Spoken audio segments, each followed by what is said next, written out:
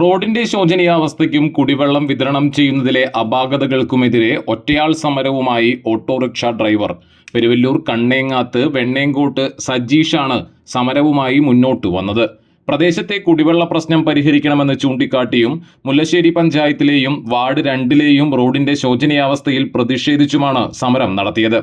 Auto ഓടി ലഭിക്കുന്ന പണം മുഴുവനും ഓട്ടോറിക്ഷയുടെ റിപ്പയറിംഗിന് വേണ്ടിവരുന്നതിനാൽ സാമ്പത്തികമായ വൻ നഷ്ടമാണ് സംഭവിച്ചതെന്നും അദ്ദേഹം പറഞ്ഞു.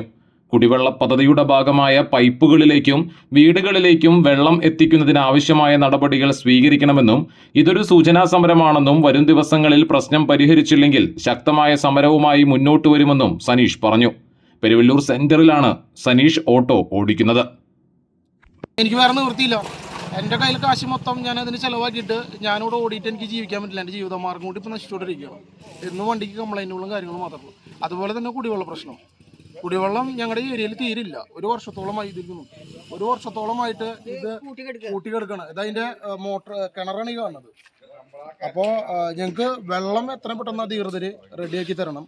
ഈ റോഡ് റെഡിയാക്കി തരണം. അതുപോലെ തന്നെ ഈ പൈപ്പ് പൊളിച്ചിട്ടിട്ട് ഇപ്പോഴത്തെ സൈഡിൽ അതിൻ്റെ പൈപ്പുകൾ മൊത്തം ഇട്ട് കൊടുക്കുന്നു. ഇത് എന്ന് റെഡിയാക്കി തരും, എപ്പോൾ റെഡിയാക്കി തരും?